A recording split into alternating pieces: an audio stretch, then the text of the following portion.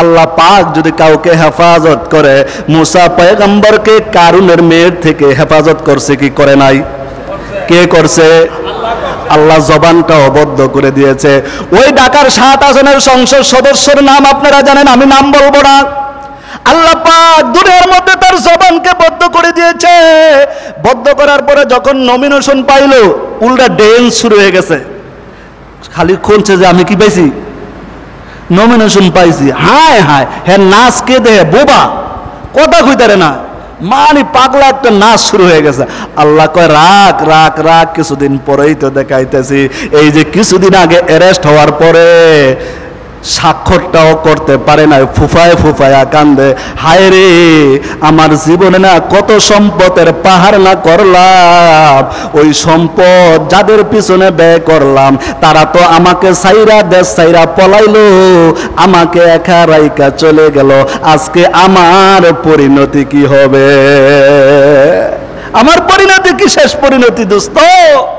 এই জন্য মিলাদুন্নবী আমাদের সমাজের মধ্যে যারা মিলাদুন্নবী নিয়ে চেরেশান করে, আল্লাহ পাক রব্বুল আলামিন প্রত্যেকটা উম্মতকে জন্য, নবী আপনি বলে দেন সব উম্মতের জন্য, উম্মতে মুহাম্মদের জন্য ঈদ কয়টা? এখন আরেকটা ঈদ বানাইলেন, ঈদে মিলাদুন্নবী।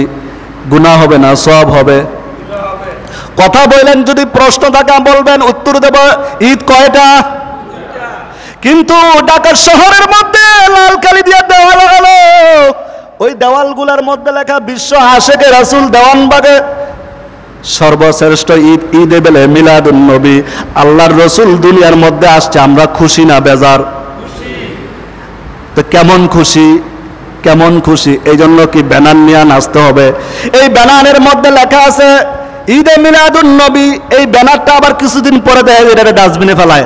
আল্লাহর রসুলের নাম যেটার মধ্যে আছে ওটা কি ডাস্টবিনে যাওয়ার যোগ্য?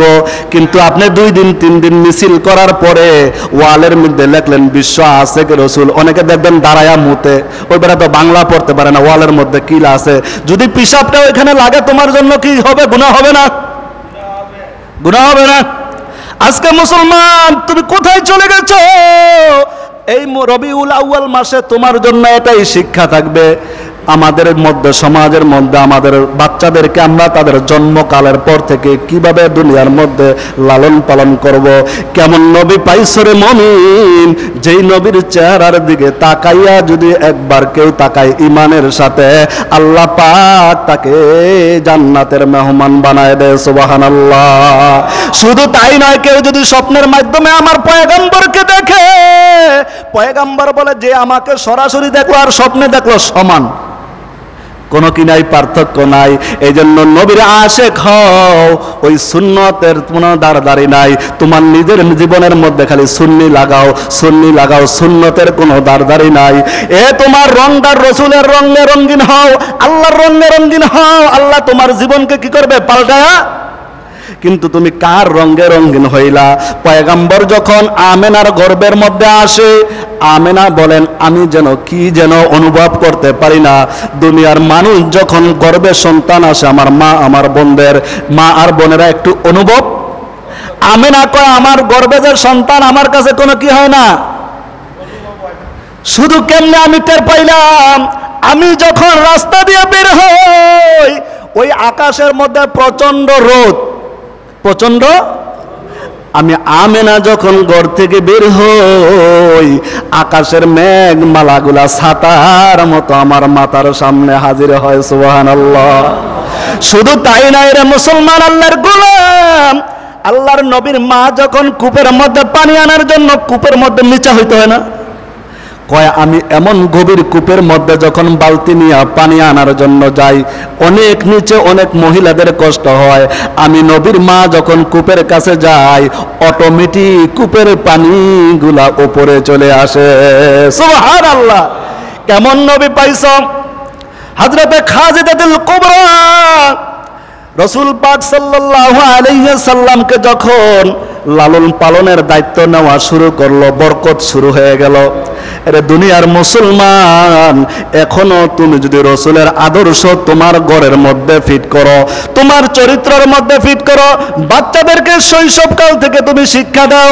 বাচ্চাদেরকে এখন শৈশবকালে তুমি কি শিক্ষা দাও?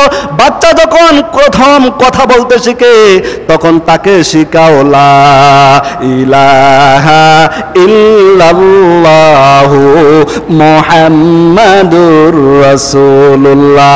তুমি এটা শিক্ষা দাও না, বাচ্চাকে শিক্ষা দাও হাট্টিমা টিম টিম তারা মাঠে পারে। এটার অর্থ কি কইতে পারবেন? কিচ্ছু বুঝি না। কিন্তু ওই বাচ্চাটাকে তুমি শিক্ষা দিতে হবে আলিফে আল্লাহ, আলিফে ভালো কত জিনিস আছে না, আলিফে শরীয়তে, শরীয়তে অজু। কিন্তু আদর্শ লিপির কিছু কিছু বই বের হয়েছে মুসলমানের চরিত্রকে বাচ্চাদেরকে বিকৃতি করার জন্য। শরীয়তে অজগর কি নাই? অজগর, এই বাচ্চা জিগা মা অজগর কি জিনিস? কয় বাবা তুই বুঝবি না, এটা বড় সাপ। এই অজগর যে সাপ কি করে? দংশন করে। এই বাচ্চা বড় হইলে তার ভিতরে এই অজগরের আকৃতি আইসা ধারণ করে। এই জন্য ছোটকাল থেকে বাচ্চাদেরকে যদি শিখাও শরীয়তে অজু, শরিয়াতে আল্লাহ, হ্যাঁ, রশিতে ঈদ, কত সুন্দর আছে, আলিফে আল্লাহ, বাতে বাইতুল্লাহ, কত সুন্দর সুন্দর বাক্য আছে। এগুলা যদি বাচ্চাকাল থেকে ছোটকাল থেকে তোমার সন্তানদেরকে শিক্ষা দাও, তোমার সন্তানটা জিজ্ঞাসা করবে ও মা আলিফে যদি আল্লাহ হয় আল্লাহ কোথায়? বাচ্চা জিজ্ঞাসা করে আল্লাহকে, আল্লাহর পরিচয় তুমি বাচ্চাকে দিবা লা ইলাহা ইল্লাল্লাহ মুহাম্মাদুর রাসূলুল্লাহ। যে আসমান বানাইছে সে আমার আল্লাহ, এই জমিন যে বানাইছে সে আমার আল্লাহ। সন্তানটা তোমার কাছে জানতে চাইবো ও মা তুমি যে আমার জন্মবার্ষিকী পালন করলা, এই জন্মবার্ষিকী বাচ্চা তো জানে না তুমি যখন শুরু করলা জন্মদিন কি জিনিস। শরীয়তের মধ্যে জন্মদিন পালন করা জায়েজ না না জায়েজ? জোরে কোন? ফতুয়া আপনারা দিচ্ছেন, আমি দেই নাই, মনে রাখবেন। যারা করবেন আবার বুঝে করেন। জন্মদিন করা জায়েজ না না জায়েজ? যারা করেন এরা কি জায়েজ মনে করে করেন? তো ফতুয়া দিলেন, আমি কিন্তু মুগ্ধা কই নাই না জায়েজ, আপনারা কইতেছেন। খবরদার আর বাচ্চার জন্মদিন পালন করবেন না। যদি এতটুকু হয় মসজিদের মধ্যে আইসা মুসল্লিদেরকে নিয়ে আমার বাচ্চার জন্য একটু দোয়া করেন। আমার বাচ্চাকে আল্লাহ 1 বছরে পূর্ণ করছে। হতে পারতো অনেক মানুষ দেখছি বাচ্চা হওয়ার 6 মাস পরে বাচ্চা মারা যায়। আমার বাচ্চাকে আল্লাহ হায়াত দিয়েছে, শুকরিয়া দেন, একটু দোয়া করতে পারি। কিন্তু যদি তাও না করেন, ঘরের ভিতরে রান্না বান্না করে আত্মীয় স্বজনকে নিয়ে ভালো খান। আমার বাচ্চার আজকে 1 বছর পূর্ণ হয়েছে, মাকে দাওয়াত করো, দাদিকে দাওয়াত করো, ফুফুকে দাওয়াত করো, সবাই মিলে একটু দোয়ার ইন্তজাম করো। আল্লাহ কি কবুল করবে না? আল্লাহ কি অন্তর্জামী নাকি? আল্লাহ সবকিছু জানে না? আল্লাহ তোমার অন্তর জানে। এজন্যই এই 12 রবিউল আউয়াল আল্লাহ পাক রব্বুল আলামিনের পয়গম্বর দুনিয়া থেকে চলে গেছেন। জন্ম নিয়ে একটু একতলাফ আছে, কেউ বলছে 9, কেউ বলছে 6, কেউ বলছে 10, কেউ বলছে 12, কেউ বলছে যেই দিন মৃত্যু আবার এই দিনেই কি জন্ম। এখন আল্লাহর রসুলের যদি আপনি জন্মদিন পালন করেন আর ওই দিন যদি মৃত্যু হয়, তখন আপনি আনন্দ করবেন না খুশি করবেন? আল্লাহ পাক রসুলের চরিত্রটাকে এরকম ভাবে সাজাইছে যাতে রসুলের চরিত্রের মধ্যে কেউ কোনো চুনকালি মাখতে না। কিন্তু আজকে তুমি আরেকটা ঈদ বানাই নিলা, শ্রেষ্ঠ ঈদ, ঈদে মিলাদুন নবী। ঈদ আল্লাহ দিয়েছে কয়টা? এর বাহিরে ঈদ করা যাবে? আপনার রসুল সাল্লাল্লাহু আলাইহি সাল্লাম, আমার রসুলের চরিত্রের চেয়ে উত্তম চরিত্রওয়ালা মানুষ দুনিয়ার মধ্যে আসবে? ইউসুফ আলাইহিস সালাতু ওয়াস সালাম জুলেখা প্রেমে পড়ে গেল।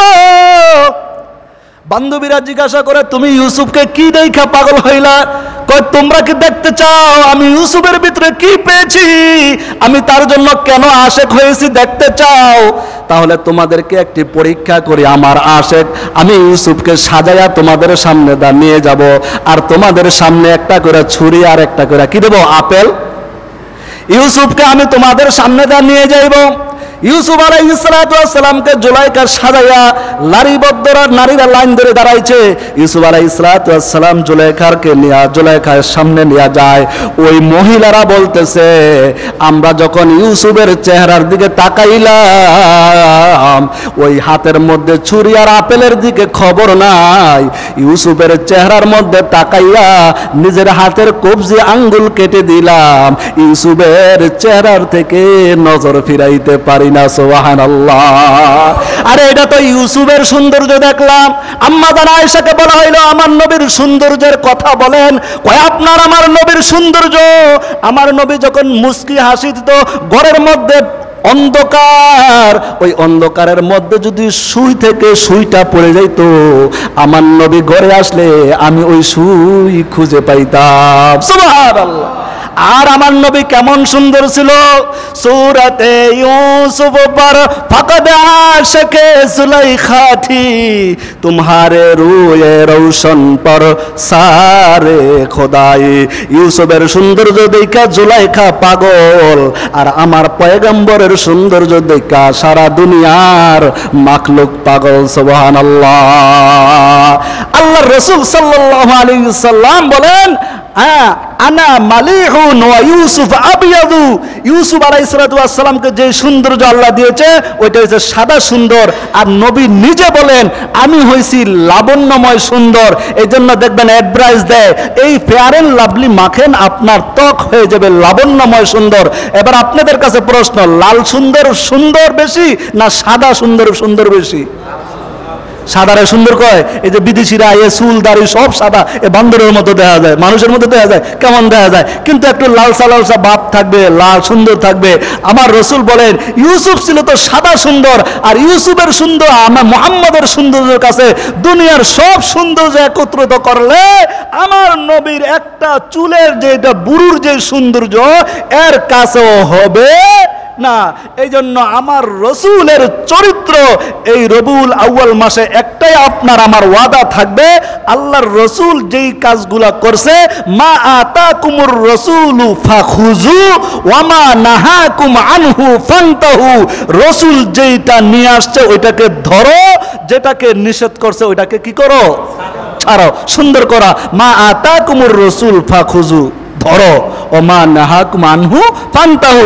কিন্তু আপনি সববারে রবিউল আউয়াল আসলে একবারে ব্যানার বোনার লাগাইয়া একবারে ভিক্টোরিয়া পার্ক থেকে একবারে দেওয়ানবাগ শরীফ পর্যন্ত জলসে জুলুস ঈদে মিলাদুন নবী পালন করার পরে মিষ্টি মিষ্টি খায়, এরপরে একদিনও রসুলের নামে দুরুদও পড়ে না, আর সালামও দেয় না, কিচ্ছু হয় না।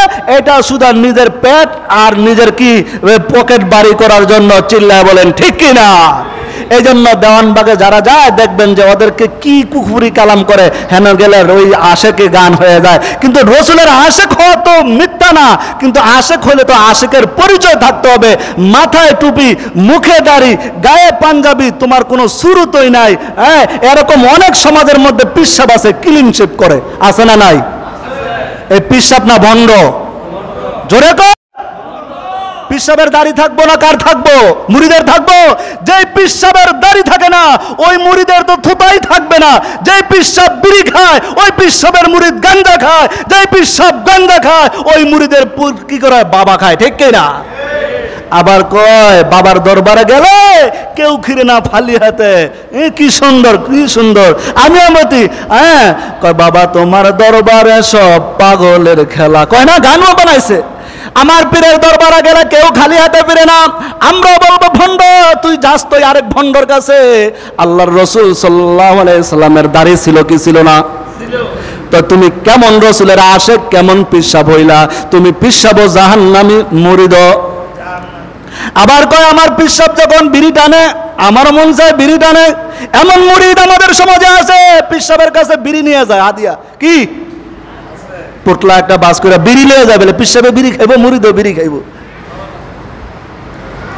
আল্লাহর রসুলের চরিত্রের মধ্যে এগুলা কি আছে?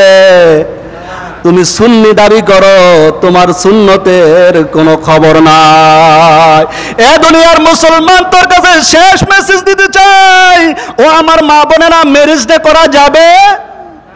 জন্মদিন করা যাবে? কিন্তু আজকে আপনার জন্মদিন নিয়ে সেন্টারের মধ্যে 5 লাখ টাকা খরচ করে চালান খাড়ায় নতুন ব্যবসা আরম্ভ হয়েছে। দাদা আর নাতিরা নানারা কি কয়, নাতিরার একটা অনুষ্ঠান করে দে, কানকুন ফুরাইয়া শেষমেশ বাসিনা মরি। আপনাদের এখানে নাই, আমাদের এখানে আছে। নাতির বিয়া খাইতেও পারি, তো একটা ছোটখাটো একটা অনুষ্ঠান কইরাই দে, জন্মবার্ষিকী একটা কইরাই দে, এই সুযোগে একটা চান্স লাগায়। এ দুনিয়ার মুসলমান, জীবনে আমরা মনে করতাম নানার কাছে নাতি নিরাপদ, এইটাও এখন নিরাপদ